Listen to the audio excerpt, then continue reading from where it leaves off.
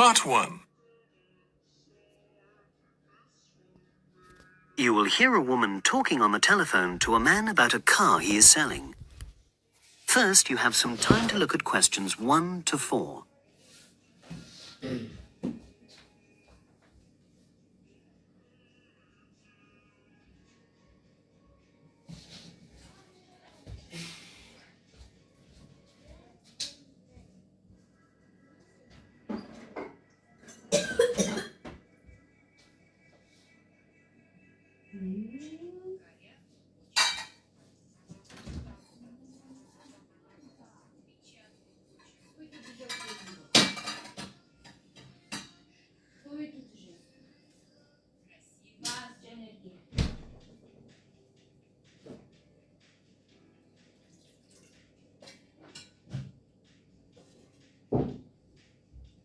Now we shall begin. You should answer the questions as you listen, because you will not hear the recording a second time. Listen carefully and answer questions 1 to 4. Нас сидаусын басылып атыр қойшы. Hello, Brian Park speaking. Oh, hello. I'm calling about the advert in the paper. For the car? Yes, the Mini you've got advertised for sale. Oh, yes. I just wanted to find out a bit more information. Of course. What would you like to know? It's my brother who's interested, actually, but he's not in today, so he asked me to call you. Fine. Great, thanks. So, it's a Mini, Yep. and how old is it? Just coming up to 13 years old. And I seem to remember from the ad that it's grey. That's it. Doesn't show the dirt. Absolutely. Anyway, the colour shouldn't be a problem for Jeff. You know, the important thing is the quality. Yes, of course. And what about mileage? With it being pretty old, it's probably over 100,000? Actually, it's 40,000 less than that. 62,000 on the clock. Great. I remember now. I'm confusing it with another ad I was looking at. Right. Pleasant surprise then. Yeah. Have you been the only owner, or was there a previous one? I'm the second one. Before, it was owned by a teacher who was a very careful driver. Didn't have any accidents. Very good. And what about you? What do you tend to use it for? I haven't used it all that much, mostly for shopping. You know, the sort of thing. So not much wear and tear. I'll make a note of that. I know Jeff wanted me to check that. Right. Before you hear the rest of the conversation, you have some time to look at questions 5 to 10.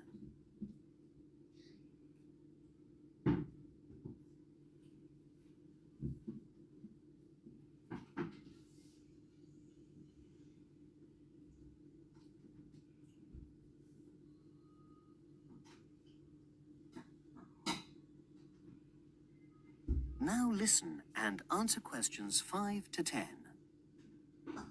Now, about the price, I see you've got it down as £1,250. I'm not sure Jeff will be able to come up with that amount.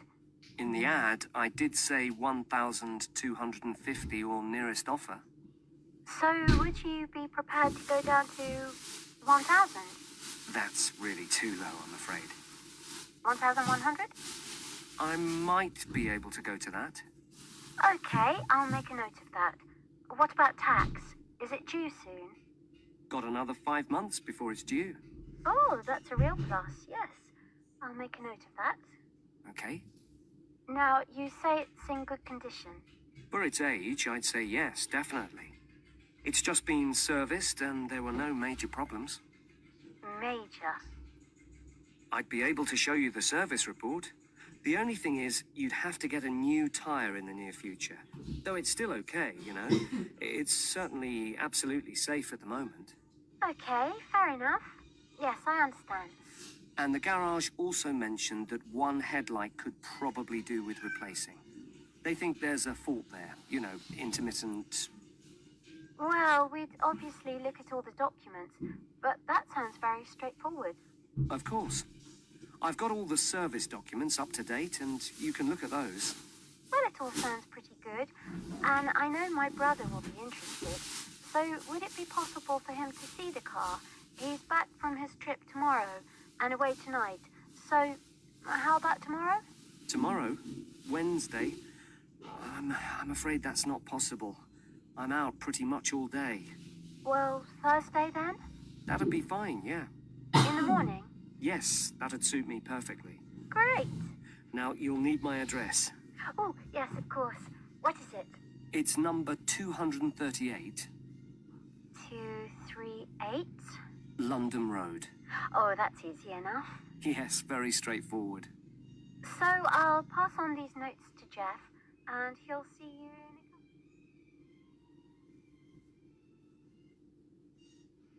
That is the end of part 1. You now have 30 seconds to check your answers to part 1.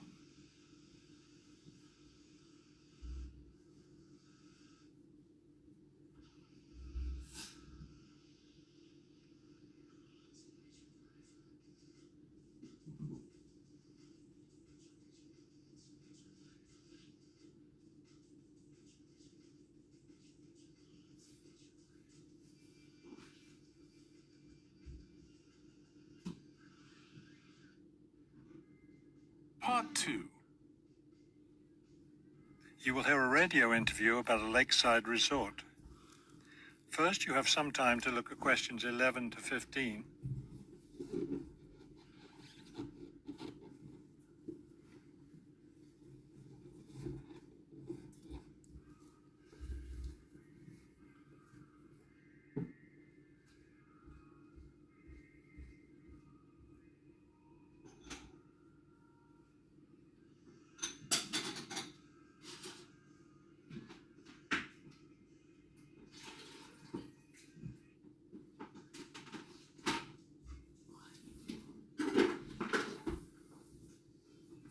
As you listen to the first part of the talk, answer questions 11 to 15. Good afternoon, and welcome to today's show. The warm months are with us, and many of you are getting ready to plan vacation trips. To help you with that, we have a special guest today, Robert Sampson, director of the Golden Lake Resort. Robert, I understand Golden Lake is a popular place for families to spend their vacations. Yes, families enjoy spending time at Golden Lake. Many come back year after year. We have a spectacular location and fun activities for both children and adults. Could you describe for us some of the activities available at Golden Lake? We have a lot of water activities, of course, since we're right on the lake. We have a pleasant sandy beach for swimming. We also have canoes and sailboats available, and many of our guests enjoy boating on the lake. I imagine water skiing would be popular among your guests. Actually, we don't permit water skiing in the resort area. It can be dangerous for swimmers and for the canoeists too. We do have a great location for fishing though, and you'll often see guests fishing from our dock or from the canoes. That sounds very relaxing. What about activities on land? Do you have facilities for tennis?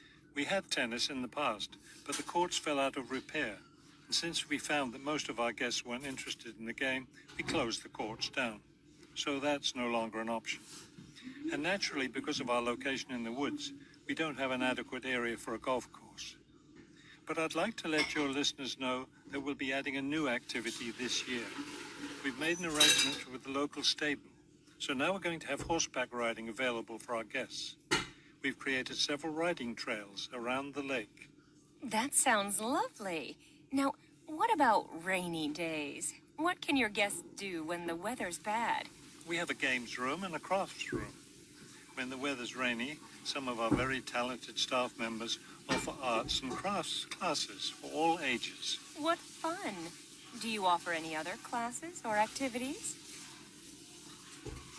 Before you hear the rest of the conversation, you have some time to look at questions.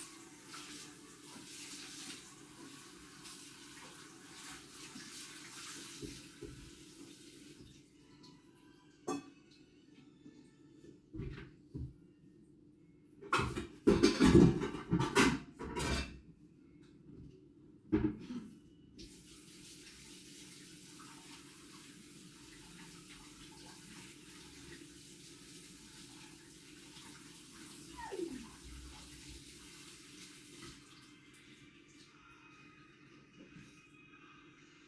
listen and answer questions 16 to 20.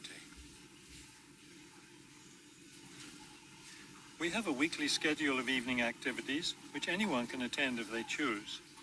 Every Sunday we show a film, always something that's suitable for the whole family.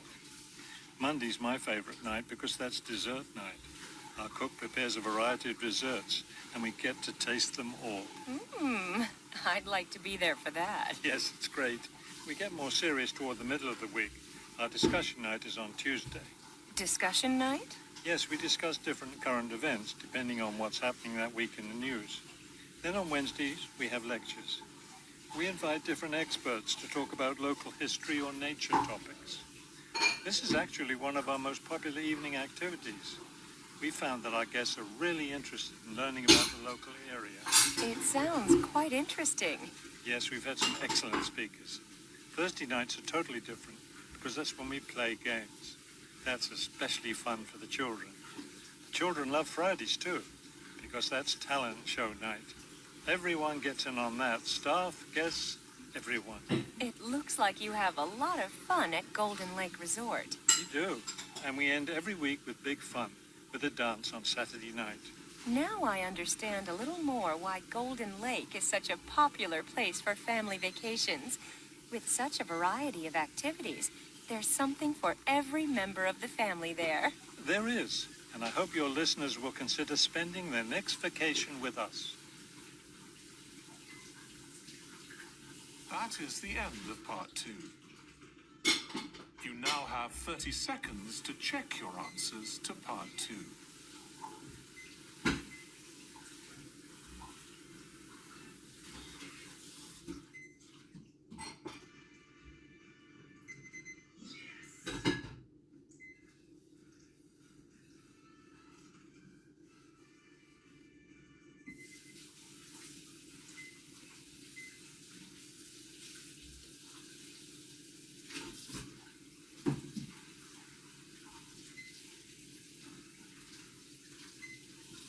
Part 3.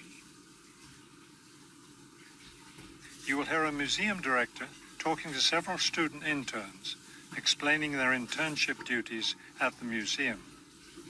First, you have some time to look at questions 21 to 25.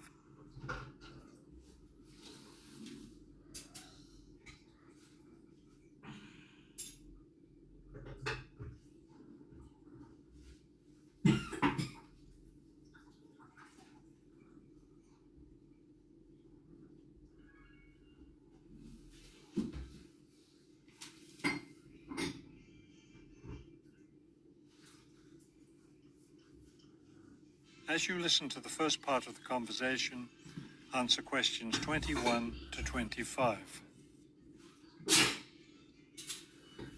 Welcome to the City Museum of Art. I'm Dr. Shirley Johnson, the director of the museum's internship program. Today, I'll be giving you an orientation to the museum and our museum administrator's internship program. Will we get a chance to tour the museum today? Yes, we'll start right now with a tour of the building. We'll skip the basement. Most of that part of the building is devoted to art conservation, which won't be part of your internship. Let's begin here on the ground floor with the museum offices. I guess this is where we'll be spending most of our time, helping with the office work. You'll spend some time working in here so you can learn what the administrative duties involve. But you'll also get a chance to experience all aspects of museum work. This room in here is the museum tours office. I'm interested in that. I'd really like to help out with the tours. That's great, because you'll all have a chance to lead some tours, and maybe even to develop a tour of your own, too. Let's go up to the second floor now. This is the boardroom in here, isn't it? Will we get to go to board meetings? Only members of the board of directors attend those. Now, Back here behind the galleries are the classrooms. You're all welcome to attend any class you want at no charge. But we won't be teaching any, will we? No, the staff of the education department is responsible for that. Let's move up to the 3rd floor now, and the research department. Each of you will spend some time working in here. Great.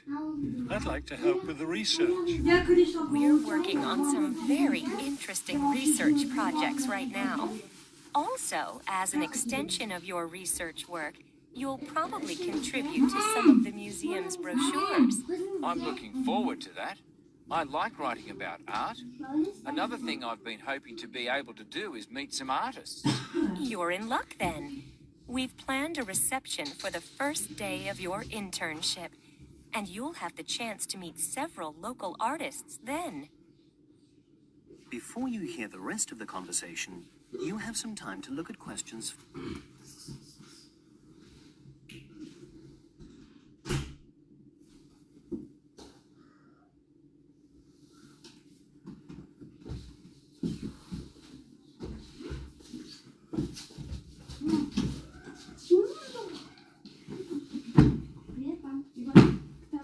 Now listen and answer questions 26 to 30. Could you give us a little background of the museum? I mean, when it was built and some information about the collections and things like that? Of course. The main part of the museum was built in 1895 with a combination of public and private funds. The new wing was built 60 years later with a donation from the Rhinebeck family. That part of the museum was built for the modern art collection, wasn't it? Yes, it was. In the main part of the museum, we have a gallery devoted to works by local artists, our sculpture collection, and a small collection of classical European art. You mentioned classes earlier. What kinds of classes does the museum offer? In our adult education program, we offer a series of art history classes. And for children, we have a program of arts and crafts workshops. You can get a brochure from the office that will give you more information. I saw a lot of chairs set up in the main hall. What are those for? Those are there for tonight's musical performance. We offer a weekly concert series during the fall and winter. And of course, all of you are welcome to attend.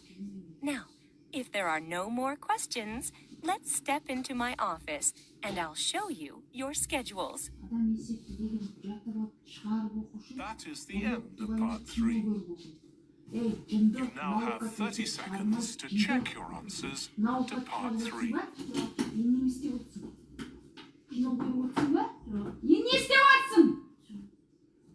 Не істеп отырсың? Соған наушникті алып. Не істеп отырсың? Келіп берген мен тіркініп істеп одан да. Жұмыс істе. Осыдан интернет. Не істеп отырсың? Бетіне қарап, қиялына. Айнымай күлкөтоны деп. Есеп шығарып ма, ақымақ? Бетіне қарап, науқат, немен алып келесің оны? Қайда іші?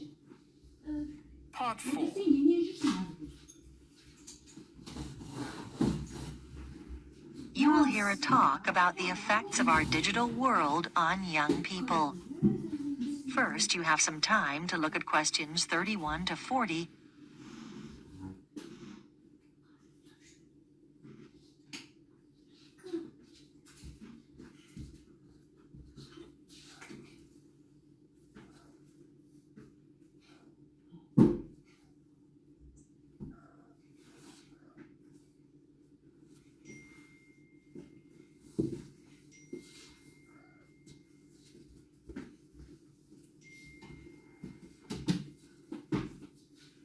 Now listen carefully and answer questions 31 to 40. In this lecture series, we're looking at changes occurring due to the rapid spread of digital technology in the last decades of the 20th century. By digital technology, I include any computer-related devices such as email, the internet, cell phones, instant messaging, to name but a few. Today's lecture focuses on the ideas of Mark Prensky and what he believes are the major effects that high exposure to digital technology has had on young people today. Firstly, what exactly does Prensky believe? He argues that because today's young people have been born into a digital world and spend hours simply playing with technology, they've changed in fundamental ways. He believes they're evolving differently, and as a result, process information differently from previous generations. It's even possible that these young people's brains have physically changed, although whether this is literally true isn't yet known. Nor does Prensky go quite this far. Prensky divides people into digital natives and digital immigrants. Today's young people are the digital natives, and they belong in this new digital age because they were born into it and grew up as native speakers of the digital language of computer technology, whereas digital immigrants are those born in the generations before the digital age. Just as those who learn a second language often retain their foreign accent, the immigrants are usually, in varying degrees, not quite as effective at speaking the digital language as the natives are. For example, they're more comfortable finding phone numbers using a phone book or looking up information in an encyclopedia, rather than using the internet as a primary source of information. Prensky calls this the digital accent. Another example of the digital accent is scanning a manual for a computer program rather than assuming the program itself will teach you how to use it. Basically, people with a digital accent have never really stopped relying on their original non-digital means of sourcing information. They prefer doing things as they've always done them without typing something into a computer.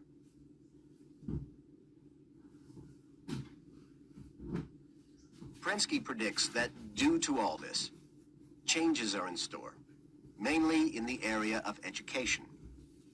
But what do other educators and theorists such as Thomas Allen, Samuel James, and Peter Vander believe?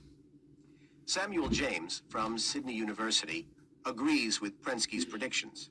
He believes that educators are no longer successful in the way they teach. However, not surprisingly, Prensky has been criticized by more traditional theorists like Peter Vander and Thomas Allen.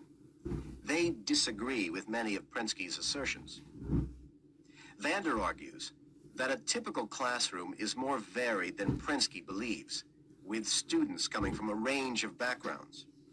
He maintains that a large percentage of these students are not necessarily proficient with technology, and not all students today fit the one stereotype. And Allen adds that even though most students today have easy access to technology, some just don't find the digital medium appealing. James disagrees, though. He believes that all today's students do share the same basic interest in and knowledge of digital technology. However, James believes our younger students can communicate with their digital immigrant teachers and can still learn using methods which have proven to be successful in the past. James's theories are taken a step further by Allen, who recognizes that both digital immigrants and natives have to deal with vast amounts of information in today's electronic society. Allen maintains that while most young students are proficient in playing computer games and using the web in quite basic ways, they're not used to using the computer at advanced levels. For example, to conduct complex information searches, which are so necessary for university study today. Irrespective of Allen's research, James believes it's possible for computer games to play a major role in making classroom learning more stimulating, and he cites many instances where this would be possible today.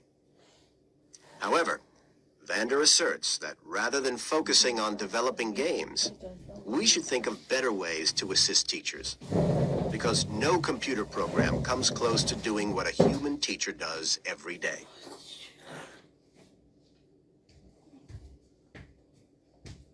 That is the end of part 4.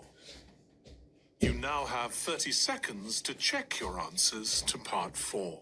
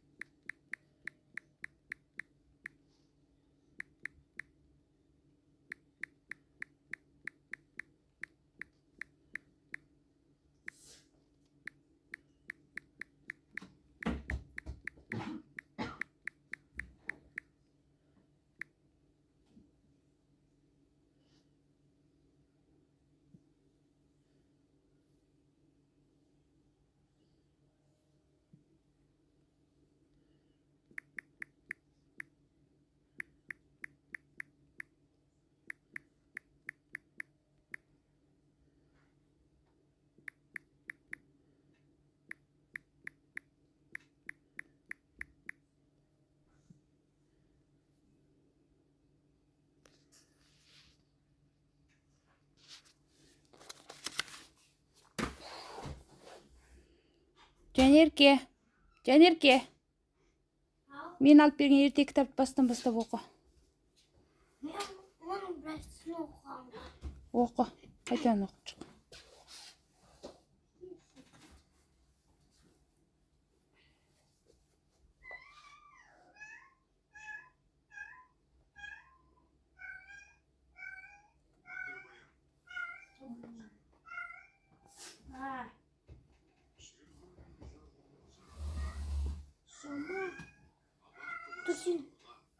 Тұрсыны қай жаққа қоям? Тұрсыны. Ол жақта орын жоқ. Қара, мына жерге ілес. Шет. Ілес, шет. Көрдің ба? Сабынын әдемі шайқап жүр. Кітабыңды киім шештен жер жаттан оқы, дауыстап тұрып оқы бар. Нәскин шеш жатпа көрпеге киіммен.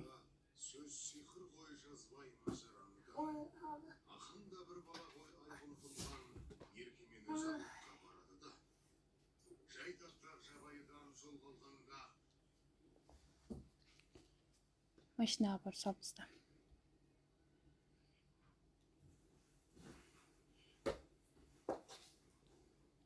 Қазір.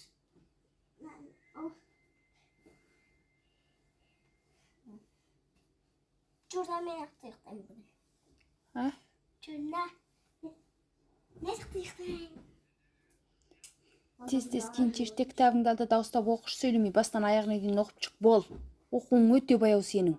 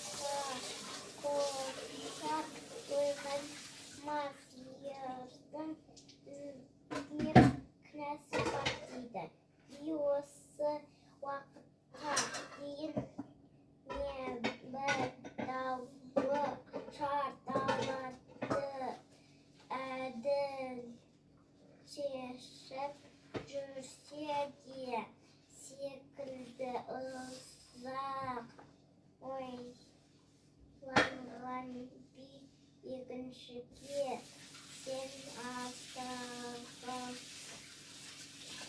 aşırı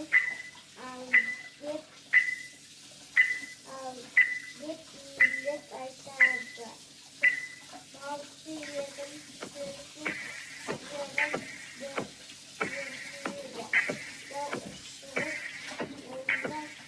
döküyle. Yaşlık ondan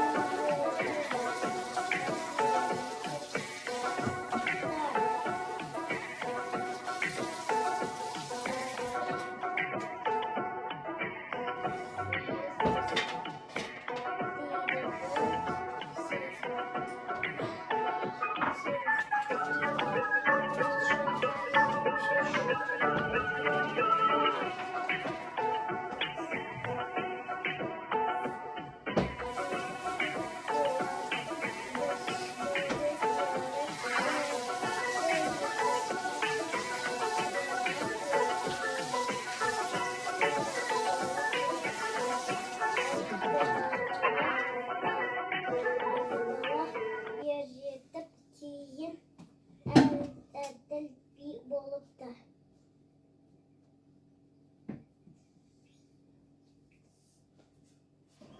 Бәрін оқып жүрген екен.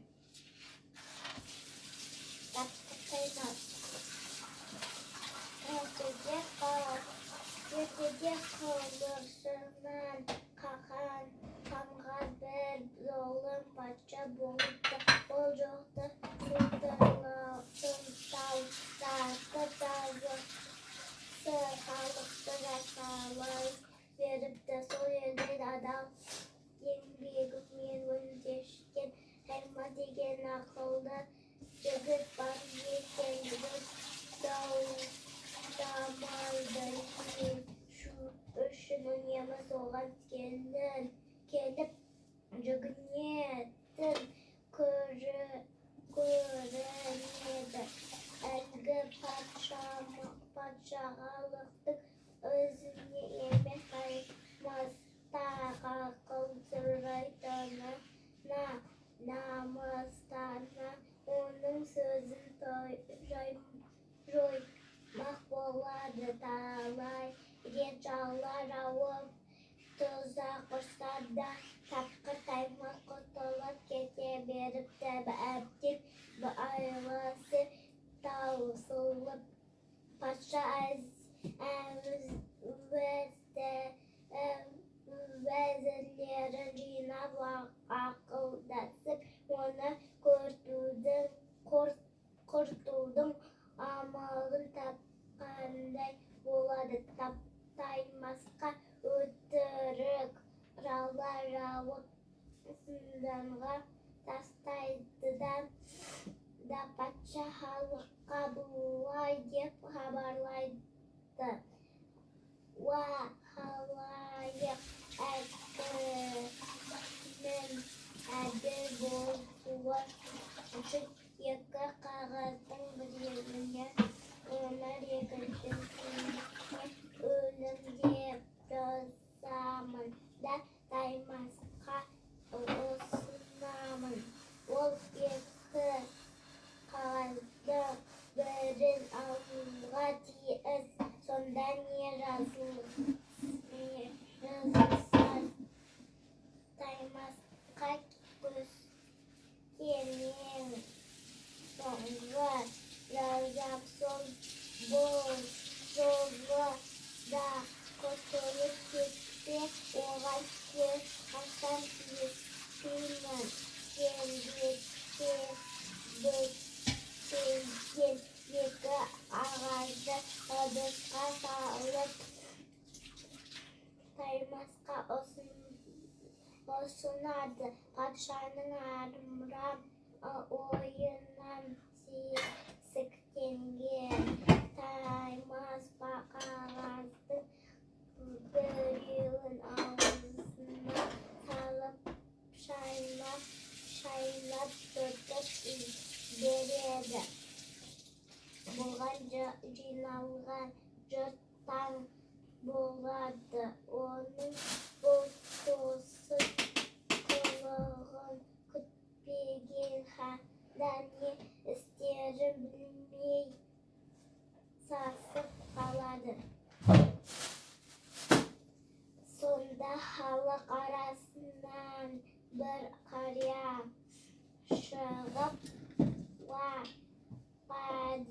шақ жігіт қағаздың біреуін жұтып қойды. Сол қағазды алды деп ендеше қалған қағазды ашып оқиық. Жігіттің жұтқан қағазында не жазылғанын білейік деді. Осы қағазға да өлім деп жазғай. Патша амалсыз қалған қағаздағы сөзді оқуға мәжбүр болыпты. Осылайша тапқыртаймас патшаның зорлық-зомбылығынан біржолы құтылыпты. Қызығы жоққа жыққан соң толғанып қарау сол баяғыға. Түйіннің 90 түрлі шешуі